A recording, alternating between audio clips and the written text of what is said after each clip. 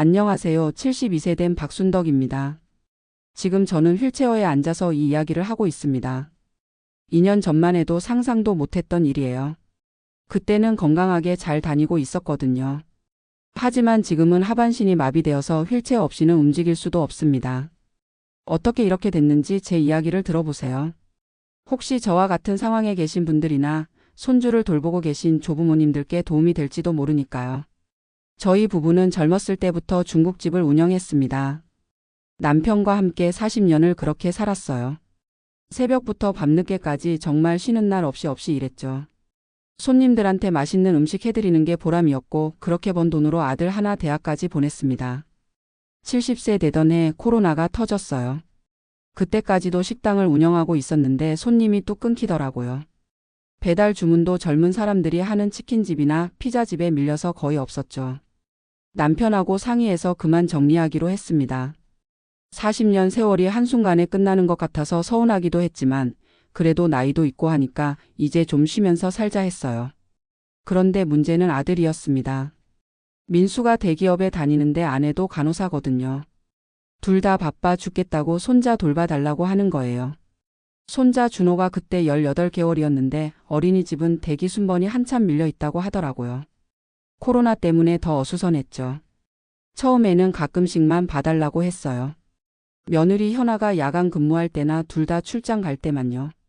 그런데 점점 자주 맡기더니 나중에는 거의 매일 우리 집으로 데려오는 거예요. 아침 7시에 데려와서 저녁 8시에 데려가니까 하루 종일 봐주는 셈이었어요. 솔직히 말하면 처음에는 좋았습니다. 손자가 얼마나 귀여운데요. 할머니라고 부르면서 제 품에 안기는 게 그렇게 사랑스러울 수 없었어요. 오랜만에 아이 키우는 재미도 있었고요. 남편도 손자 보는 걸 좋아해서 같이 놀아주곤 했어요. 그런데 문제는 제 몸이었습니다. 70세 넘어서 18개월짜리 아이를 돌본다는 게 생각보다 힘들더라고요. 준호가 12kg 정도 됐는데 하루에 몇 번씩 안아 올려야 하잖아요. 기저귀 갈 때, 놀아줄 때, 재울 때, 우는 아이 달랠 때까지. 그렇게 6개월 정도 지나니까 허리가 아프기 시작했어요. 처음에는 단순한 근육통인 줄 알았죠. 파스 붙이고 진통제 먹고 버텼어요.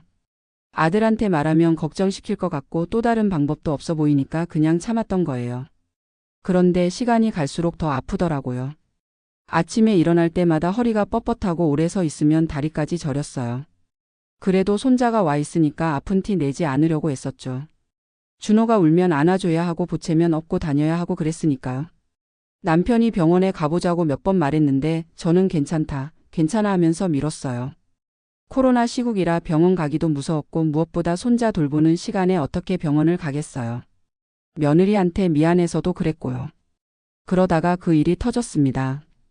2021년 3월이었어요. 따뜻한 봄날 오후였는데 준호를 혼자 보고 있었어요. 남편은 마트에 장 보러 나간 사이였죠. 준호가 갑자기 보채면서 울기 시작하더라고요. 배고픈 것도 아니고 기저귀가 더러운 것도 아니고 그냥 엄마가 그리워서 우는 것 같았어요. 저도 어떻게 달래야 할지 모르겠어서 안아서 흔들어주면 그칠 줄 알았죠. 그래서 평소처럼 준호를 안아 올렸는데 그 순간이었어요. 퍽 하는 소리와 함께 허리에 뭔가 터지는 느낌이 들었어요. 그리고 나서 다리에 힘이 쭉 빠지더라고요. 이상하다 싶어서 걸으려고 했는데 다리가 말을 안 듣는 거예요. 허리는 찢어질 것처럼 아프고 다리는 전혀 감각이 없고. 너무 당황해서 준호를 소파에 내려놓고 바닥에 주저앉아 버렸어요. 준호는 더 크게 울어댔고 저는 어떻게 해야 할지 몰라서 기어서 전화기까지 갔어요. 119에 신고했죠. 할머니가 갑자기 다리를 못 쓰겠다고 말하는데 목소리가 떨리더라고요. 구급차가 오기 전에 이웃집 아주머니가 준호 울음소리를 듣고 와봤어요. 저 좀 봐달라고 해서 준호는 그분이 돌봐주시고 저는 응급실로 실려갔습니다. 병원에서 MRI 찍어보니까 척추 4번 5번 사이 디스크가 완전히 파열됐다고 하더라고요. 의사 선생님이 많이 무리하셨나 보네요. 이 정도면 신경이 심하게 눌려서 하반신 마비가 올 수 있습니다. 라고 말하는데 머리가 하얘지더라고요. 급하게 수술을 받았어요. 6시간 동안 수술대에 누워 있었는데 깨어나서도 다리는 여전히 감각이 없었어요. 의사가 최선을 다했지만 회복이 될지는 지켜봐야 한다고 했을 때 정말 세상이 무너지는 것 같았어요. 남편은 하루 종일 제 침대 옆에서 손을 잡고 있었고 아들 부부는 죄송하다고 계속 사과했어요. 특히 며느리가 울면서 어머님이 이렇게 되신 게 다 제 탓이에요 라고 하는데 마음이 너무 아팠어요. 그의 잘못이 아닌데 말이에요. 처음 며칠은 정말 절망적이었어요. 간호사가 기저귀 갈아주고 침대에서 몸 뒤집어주고 모든 걸 도움받아야 하니까 사람 사는 게 아니더라고요. 죽는 게 나을 것 같다는 생각도 했어요. 그런데 일주일쯤 지나서 준호가 면회를 왔어요. 며느리가 안고 와서 제 침대 옆에 세워줬는데 준호가 저를 보더니 할미라고 부르는 거예요. 그 순간 눈물이 막 나왔어요. 이 아이 때문에 이렇게 됐다고 원망할 수도 있었는데 오히려 이 아이를 다시 안아보고 싶다는 생각만 들더라고요. 의사가 재활치료를 권했어요. 완전히 회복되기는 어렵지만 꾸준히 하면 조금씩 좋아질 수 있다고 하더라고요. 솔직히 돈도 만만치 않게 들어가는 일이었어요.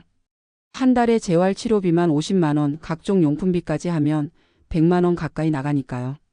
그런데 가족들이 돈 걱정 말고 치료받으시라고 하더라고요. 아들이 평생 저희가 모실 테니까 포기하지 마시라고 하는데 고마우면서도 짐이 되는 것 같아서 괴로웠어요. 한동안 고민했어요. 재활치료를 할 것인가 아니면 이대로 체념하고 살 것인가. 요양원에 들어가는 것도 생각해봤고요. 남편 혼자 저까지 돌보기엔 너무 힘들 것 같았거든요. 그런데 결정적인 계기가 생겼어요. 어느 날 며느리가 준호 영상을 찍어서 보여줬는데 준호가 사진 속 저를 가리키면서 할미 할미하고 부르는 거예요. 아직 말도 제대로 못하는 아이가 저를 찾고 있더라고요. 그때 생각했어요. 이 아이를 다시 안아보고 싶다. 그러려면 포기하면 안 되겠다. 그래서 가족들에게 말했어요. 1년만 시간을 주세요. 최선을 다해서 재활치료 받아볼게요. 그때부터 정말 힘든 시간이 시작됐어요. 매일 아침 재활병원에 가서 물리치료도 받고 운동치료도 하고 작업치료도 받았어요. 처음에는 침대에서 몸 일으키는 것도 힘들었는데 조금씩 나아지더라고요. 3개월 지나니까 발가락 끝에 감각이 조금 돌아왔어요. 의사도 좋은 신호라고 하면서 더 열심히 하라고 격려해 주셨죠. 그때부터 희망이 생겼어요. 정말 나을 수 있구나 싶었거든요. 6개월 후에는 휠체어를 타고 혼자 움직일 수 있게 됐어요. 집에서도 휠체어로 이동하면서 간단한 일들을 도울 수 있었죠. 준호도 그때부터 다시 가끔씩 보기 시작했어요. 물론 예전처럼 안아주지는 못하지만 휠체어에 앉아서 같이 놀아주는 정도는 할 수 있었거든요. 1년 후에는 보조기를 차고 짧은 거리는 걸을 수 있게 됐어요. 완전한 회복은 아니지만 그래도 침대에만 누워있던 때와 비교하면 엄청난 발전이었죠. 준호도 이제 3살이 되어서 할머니가 휠체어 타는 걸 당연하게 받아들이더라고요. 지금은 2년이 지났는데 여전히 휠체어 없이는 멀리 갈 수 없어요. 화장실 갈 때도 기저귀를 차야 하고 모든 일상이 예전과는 완전히 달라졌죠.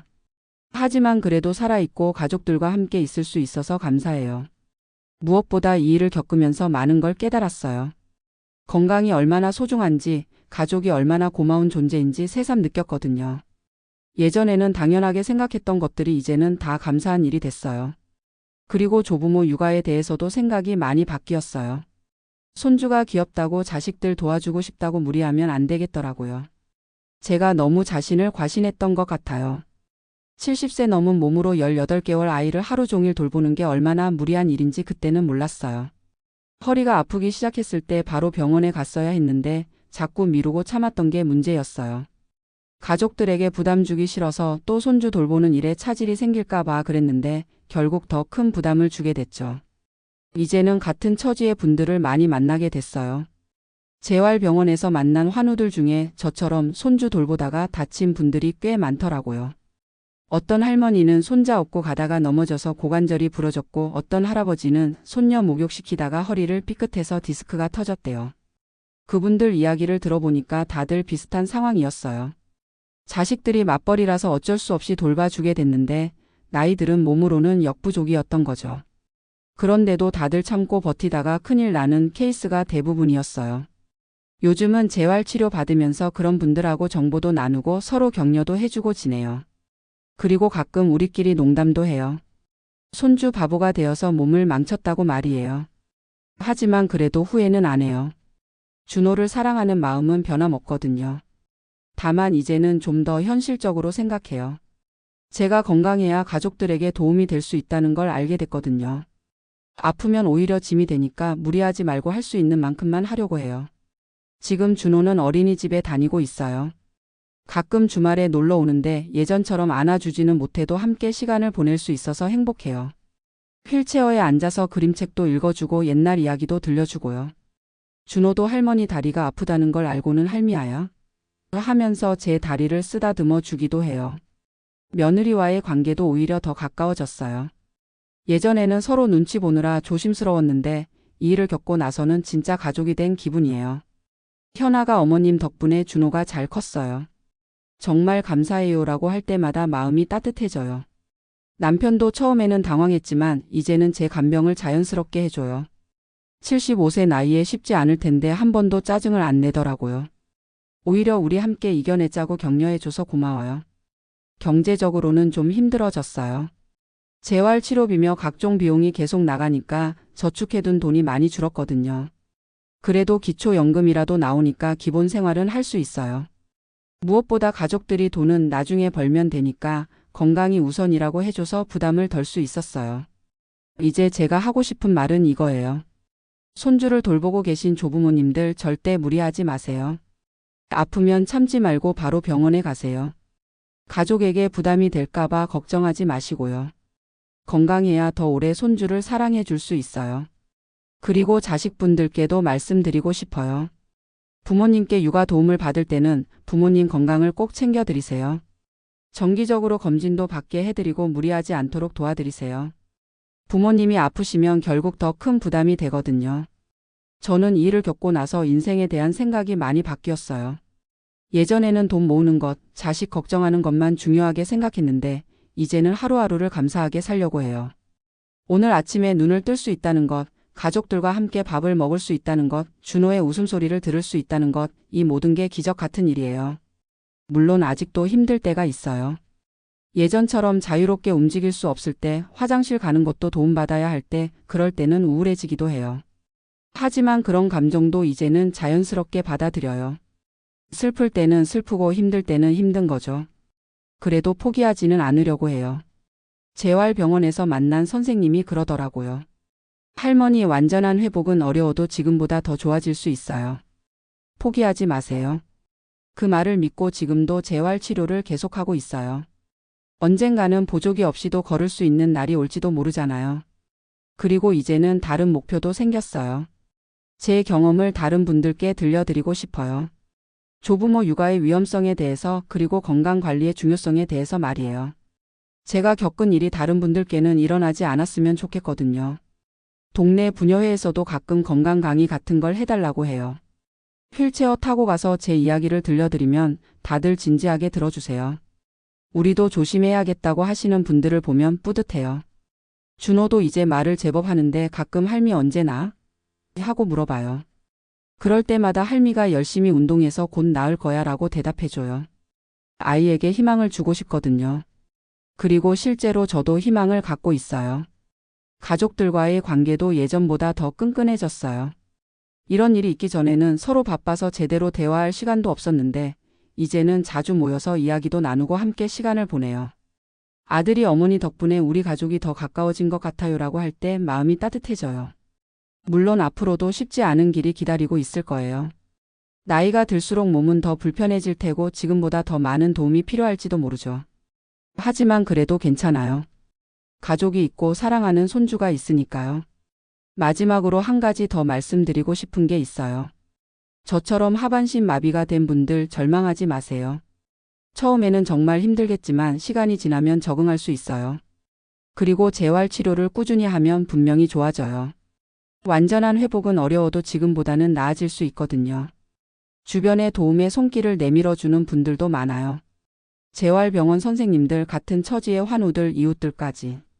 혼자가 아니라는 걸 알게 되면 용기가 생겨요. 그리고 가족들께도 감사 인사를 드리고 싶어요. 저 때문에 고생이 많으실 텐데 한 번도 짜증내지 않고 끝까지 함께 해주셔서 정말 고마워요. 특히 남편은 75세 나이에 저까지 돌보느라 얼마나 힘들겠어요. 그래도 우리 함께 이겨내자고 말해주는 게 얼마나 든든한지 몰라요. 준호도 이제 많이 컸어요. 어린이집에서 친구들하고 잘 지내고 말도 제법 하고요. 가끔 할미 사랑해라고 말해줄 때면 이 모든 고생이 다 보상받는 기분이에요. 이 아이가 건강하게 자라는 모습을 볼 수 있다는 것만으로도 감사해요. 앞으로 준호가 더 크면 할머니가 왜 휠체어를 타는지 궁금해할 거예요. 그때는 솔직하게 말해줄 생각이에요. 할머니가 준호를 너무 사랑해서 무리했더니 다리가 아프게 됐단다. 하지만 후회하지 않아. 준호를 사랑하는 마음은 변함없거든. 이렇게 말이에요. 지금도 재활 치료는 계속하고 있어요. 매주 3번씩 병원에 가서 물리치료도 받고 운동치료도 받고요. 집에서도 남편이 도와줘서 스트레칭이나 간단한 운동을 해요. 조금씩이나마 좋아지고 있다는 느낌이 들어서 희망을 갖고 있어요. 다른 환우분들과도 계속 연락하면서 서로 격려하고 지내요. 우리 모두 포기하지 말고 끝까지 해보자고 말이에요. 혼자서는 힘들겠지만 함께라면 이겨낼 수 있을 것 같아요. 건강하신 분들께는 정말 간곡히 부탁드려요. 몸에 이상이 있으면 절대 참지 마세요. 특히 허리나 관절 쪽은 한번 나빠지면 회복이 어려워요. 저처럼 되기 전에 미리미리 관리하시길 바라요. 그리고 조부모 육아를 하고 계신 분들 사랑하는 마음은 충분히 이해해요. 하지만 무리는 절대 금물이에요. 아이도 소중하지만 여러분의 건강도 소중하거든요. 건강해야 더 오래 손주를 사랑해 줄 수 있어요. 자식분들도 부모님 건강을 꼭 챙겨드리세요. 육아 도움을 받는 것도 좋지만 부모님이 무리하지 않도록 주의해 주시고요. 정기 검진도 꼭 받게 해드리세요. 저는 이제 하루하루를 감사하게 살려고 해요. 어제보다 오늘이 조금이라도 나아지면 그것만으로도 기뻐해요. 내일은 또 어떤 작은 기적이 일어날지 기대하면서 말이에요. 여러분도 건강하시고 사랑하는 가족들과 행복한 시간 보내세요. 그리고 제 이야기가 조금이라도 도움이 됐다면 기뻐요. 모두 건강하고 행복하시길 진심으로 바라겠습니다. 감사합니다.